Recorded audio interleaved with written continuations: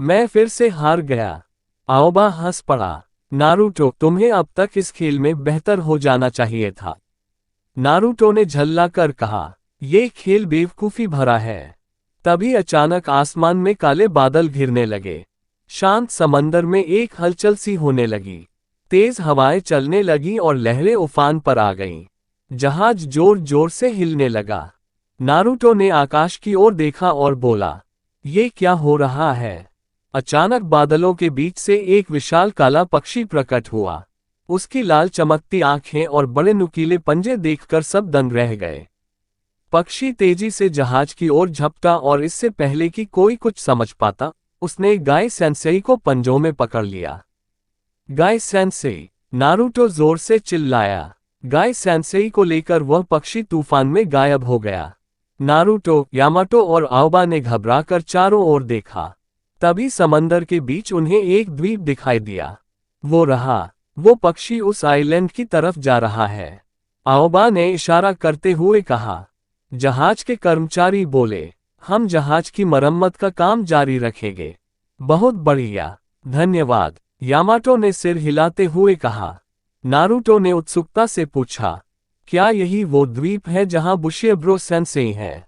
आओबा ने द्वीप की ओर देखते हुए कहा, खैर, पक्षी इसी दिशा में गया था।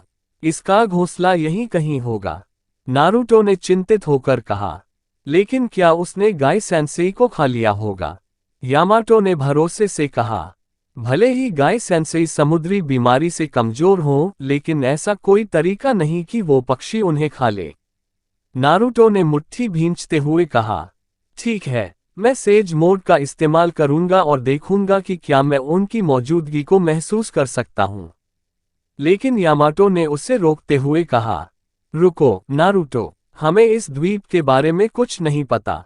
अपने गुप्त हथियारों को बचाकर रखो। तभी आओबा ने अचानक पेड़ों के पीछे किसी को देखा। वो देखो, वहां कोई है। शायद ये आइलैंड का निवासी है।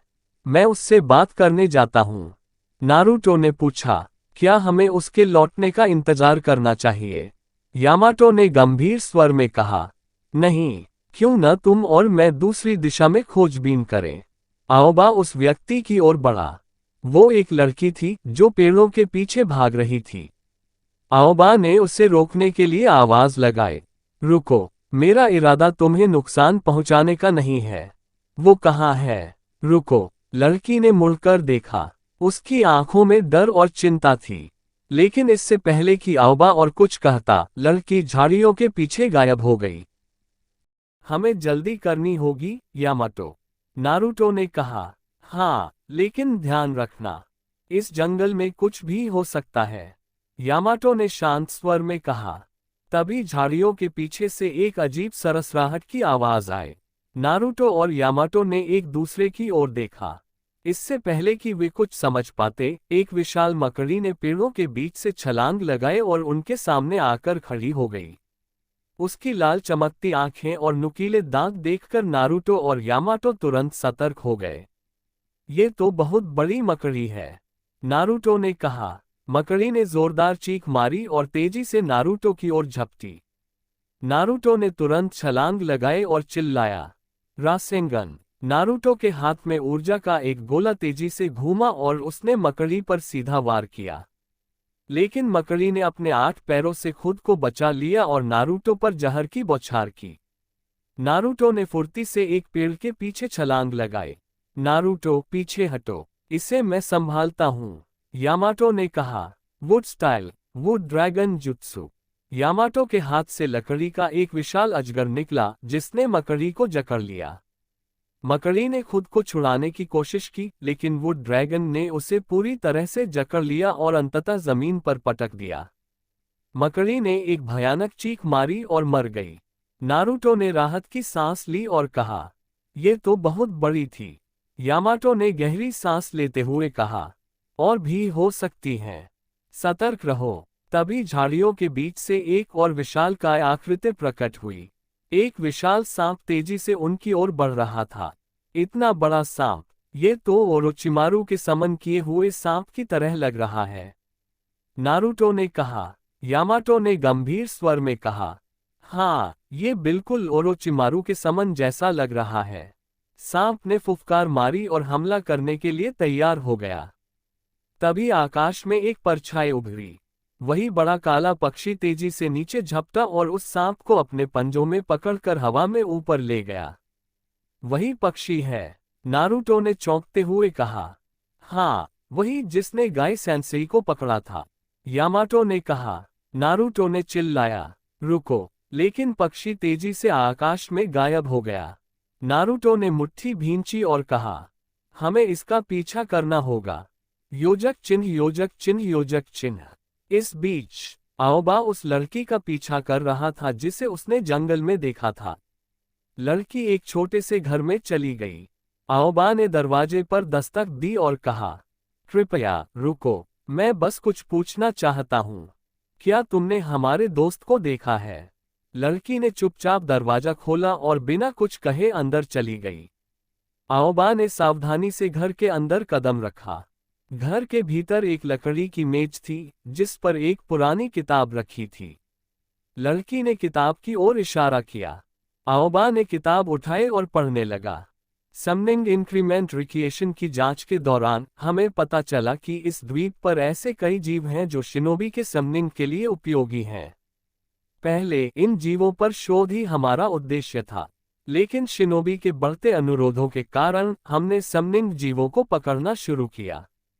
इस बढ़ती मांग के चलते हमें इन जीवों को क्रॉस ब्रीडिंग के जरिए बेहतर बनाने का विचार आया। इस प्रक्रिया के परिणामस्वरूप पूरी तरह से नई प्रजातियां बनाई गईं। अब सवाल यह है कि क्या एक परम समनिंग जीव संभव है? अगर नहीं, तो हमें इसे खुद बनाना होगा। लेकिन समस्या यह है कि इस परम जीव को नियंत्रित कैसे किया जाए। इसके लिए एक विशेष सीलिंग जुत्सु की आवश्यकता होगी, या फिर कोई जिनचुरिकी। उसे एक गांव का कोई उत्तरजीवी इस कार्य के लिए उपयुक्त रहेगा। जिनचुरिकी, आओबा ने चौंकते हुए कहा, ये जगह आखिर है क्या? योजो, नारुतो और यामाटो पक्षी के घोंसले की ओर बढ़ रहे थे। घोंसला एक विशाल पेड़ के ऊपर बना था। दोनों ने एक दूसरे की ओर देखा। क्या तुम तैयार हो? यामाटो ने पूछा। बिल्कुल, नारुतो ने कहा। वे दोनों एक साथ छलांग लगाकर घोंसले तक पहुंचे। वहां गाय सेंसेई घोंसले के बीच खड़े थे और छोटे पक्षियों के साथ खेल रहे थे। गाय सेंसेई, नारुतो चिल्लाया। गाय सेंसेई ने मुस्कुराते हुए कहा, अरे तुम लोग यहाँ कैसे पहुंचे? आप यहाँ कर क्या रहे हैं? यामाटो ने पूछा। गाय सेंसेई ने हंसते हुए कहा, लगता है इस पक्षी ने मुझे यहाँ बच्चों की देखभाल के लिए लाया है। ये छोटे चूजे मेरी देखभाल में खुश हैं। नारुतो ने हैरानी से कहा, बेबी सिटिंग, ये तो हास्यास्पद है। यामाटो ने सिर हिलाते हुए कहा, ये वाकई अजीब है। गाय सेंसेई ने पक्षी से कहा, अगर तुम्हें बेबी सिटर चाहिए तो किसी और को ढूंढो, मैं एक मिशन के बीच में हूँ। गाय सेंसेई ने चौंकते हुए उस बड़े पक्षी की ओर देखा जिसने उसे यहाँ तक लाया था। क्या तुम चाह रहे हो कि मैं तुम पर चढ़ जाऊं? गाय सेंसेई ने पूछा। यामाटो ने तुरंत चेतावनी दी, नहीं गाय, ऐसा मत करो। गाय सेंसेई ने उत्साहित होकर कहा, खड़े खड़े कुछ नहीं होने वाला। हमें इस जगह के रहस्य को सुलझाना होगा। चलो चढ़ते हैं। नारुतो ने हैरानी से कहा, क्या आप सच में उस पर चढ़ रहे हैं? गाय सेंसेई हंसते हुए पक्षी की पीठ पर कूद गए। नारुतो और यामाटो ने अविश्वास से एक दूसरे को देखा। चलो हमें भी चलना चाहिए, नारुतो ने कहा। तभी दूसरी ओर आओबा उस लड़की के पीछे भाग रहा था। लड़की उसे देखकर चुपचाप एक संकरी गली में चली गई। आओबा ने उसे रोका और कहा, रुको, ये जगह क्या है? और ये सब हो क्या रहा है? तभी आओबा ने एक अजीब सी काया देखी, एक विशाल अर्ध शरीर वाली रहस्यमय आकृति जो अधजगी अवस्था में थी। उसकी त्वचा मोटी और कांटेदार थी और उसके शरीर पर कई निशान थे। आओबा ने चौंक कर पूछा, क्या ये वही परम समनिंग एनिमल है जिसके बारे में किताब में लिखा था? वह खुद से बड़बड़ाया, ठीक है, लगता है मुझे इससे सीधे ही पूछना पड़ेगा। इस बीच गाय सेंसेई और नारुतो पक्षी की पीठ पर बैठे ज्वालामुखी के ऊपर उड़ रहे थे। नीचे के दृश्य ने नारुतो की आंखें चौंधिया दी। सैकड़ों समनिंग एनिमल नीचे एक घेरे में खड़े थे और वे किसी चीज से बंधे हुए लग रहे थे। ये सब क्या कर रहे हैं? नारुतो ने आश्चर्य से कहा। गाय सैंसेई ने गंभीर स्वर में कहा, क्या हम वहीं उतरने वाले हैं? नारुतो ने सिर हिलाया। मुझे तो लगता है कि ये एक ज्वालामुखी है। हम वहां नीचे नहीं जा सकते। लेकिन ये आवाज कैसी है? यामाटो ने अपने हाथ जोड़े और कहा, वुड स्टाइल। लकड़ी के बड़े तख्ते जमीन से निकल आए और उन्होंने एक रास्ता बना दिया। गाय सैंसेई ने कहा, चलो देखते हैं वहां क्या है। नारुतो ने घबराते हुए कहा, हम सच में नीचे जा रहे हैं। गाय सैंसेई ने कहा, चलो चलो, इसमें क्या दिक्कत है? नारुतो ने असमंजस से कहा, उन्हें नजरअंदाज करो। मुझे नहीं लगता कि वे हम पर हमला करना चाहते हैं। दूसरी ओर आओबा अब उस रहस्यमयी प्रयोगशाला में अपने जत्सु का इस्तेमाल किया। वह लड़की पहले इसी रिसर्च फैसिलिटी का हिस्सा थी। वैज्ञानिकों ने विभिन्न समनिंग एनिमल्स पर प्रयोग करना शुरू किया था। शुरू में ये शोध सिर्फ शिनोबी की सहायता के लिए समनिंग जानवरों को तैयार करने के लिए किया जा रहा था।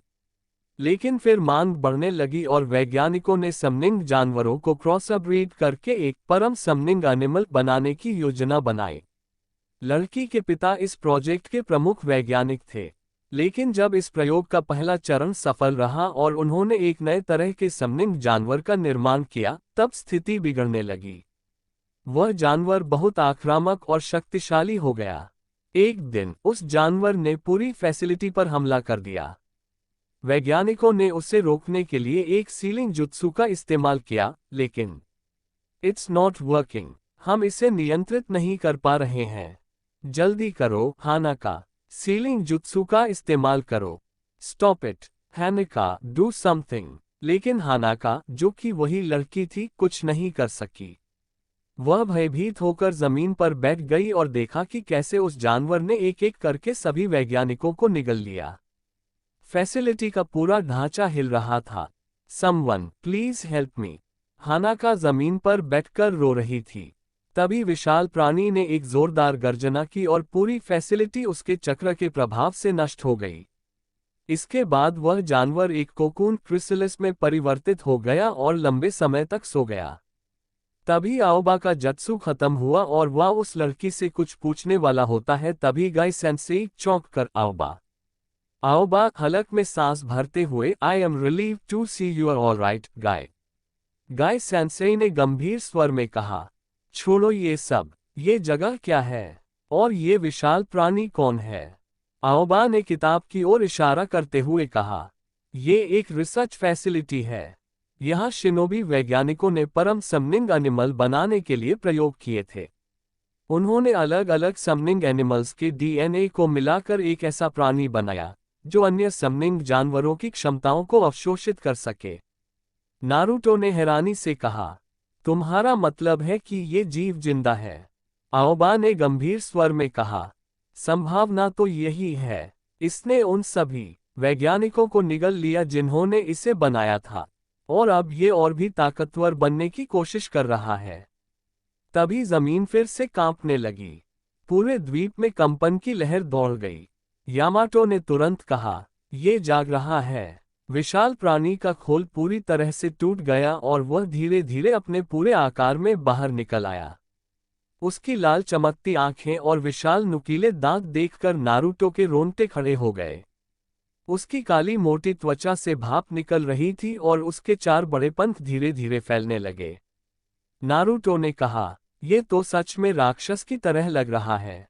गाय सेंसेई ने कहा, क्या हमें इससे कोई समझौता करने की कोशिश करनी चाहिए? यामाटो ने गंभीरता से कहा, मुझे नहीं लगता कि इसे समझौते में कोई रुचि है। ये तो बस शक्ति को निगलना चाहता है। केयरफुल। यह मकड़ी के रेशे जैसा लग रहा है। यामाटो ने गंभीर स्वर में कहा, यह उस मकड़ी की शक्ति है जिसे इसने पहले खा लिया था। आओबा ने घबराते हुए कहा, यह जानवर भूखा है। चाहे जितना भी खा ले, इसे हमेशा और ज्यादा खाने की लालसा रहेगी। नारुतो ने गुस्से से कहा, तो इस जानवर को परफेक्ट समनिंग एनिमल कहना सही नहीं होगा, है ना? आओबा ने कहा, ये जानवर खास तौर पर शिनोबी के खिलाफ इस्तेमाल करने के लिए बनाया गया है। इसे हल्के में लेना ठीक नहीं होगा। तभी जानवर ने अपने लंबे पंजे से हमला किया। यामाटो ने तुरंत कहा, वुड स्टाइल। लकड़ी की मजबूत शाखाएं जमीन से निकलकर उस जानवर की ओर बढ़ीं और उसे जकड़ लिया। नारुतो ने कहा, शानदार काम कप्तान यामाटो। मगर यामाटो ने तुरंत कहा, ये जानवर मेरी चक्र को सोख रहा है। आओबा ने कहा, यही इसकी ताकत है। इसे शिनोबी से लड़ने के लिए ही तैयार किया गया है। नारुतो ने कहा, कोई बात नहीं, मैं इसे सेज मोड से खत्म कर दूंगा। गाय सैंसेई ने कहा, नारुतो को सेज मोड में जाने के लिए समय चाहिए। हमें उसे कवर करना होगा। गाय सैंसेई ने अपनी आंतरिक शक्ति का इस्तेमाल किया। 8 inner gates 5th gate open. Guy sensei के शरीर से हरी ऊर्जा निकलने लगी। उन्होंने छलांग लगाए और सीधे उस जानवर के चेहरे पर मुक्का मारा। सेवेरली टोट्स। जानवर जोर से चीखा मगर तुरंत संभल गया। उसकी आंखें चमक उठीं और उसने एक अजीब सी धुन गुनगुनाई। तभी गाय सेंसेई की आंखें बंद होने लगीं। आओबा ने चौंक कर कहा, ये तो जैनजुत्सु है। नारुतो ने कहा, क्या ये जानवर जैनजुत्सु का इस्तेमाल कर सकता है? यामाटो ने कहा, और ये सिर्फ जैनजुत्सु ही नहीं बल्कि निन्जुत्सु का भी इस्तेमाल कर सकता है। आओबा ने कहा, हमें इसे जल्दी खत्म करना होगा, नहीं तो ये हमारी सभी ताकतें सोख लेगा। तभी नारुतो की नज़र उस लावा से भरे गड्ढे पर गई, जहां से वे अंदर आए थे। अगर इसे लावा में गिरा दें तो ये खत्म हो जाएगा। यामाटो ने कहा, मैं रास्ता तैयार करता हूं। Wood style stone wall.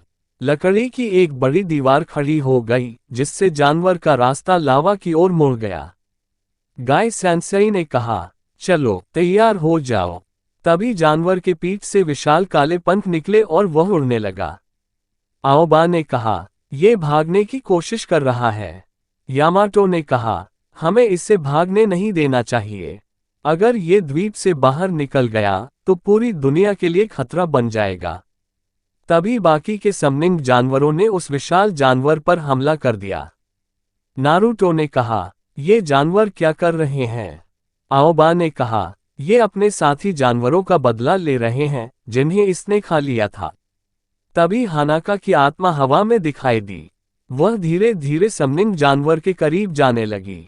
Yamato ने कहा, सावधान रहो, ज्यादा करीब मत जाओ। आओबा ने कहा, मुझे पता था, वो सचमुच हानाका ही है। गाय सैंसेई ने कहा, आओबा उससे रोको। आओबा ने कहा, वो अब सिर्फ अपने पुराने रूप की एक प्रतिछाया है। हानाका ने हवा में उड़ते हुए अपनी शक्ति से समनिंग जानवर पर हमला किया। जानवर चीखने लगा और कमजोर पड़ने लगा।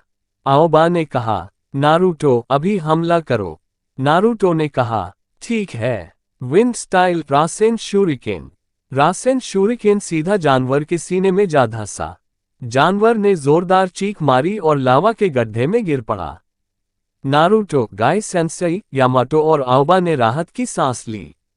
गाय सेंसेई ने कहा, आखिरकार खत्म हो गया। Thank you.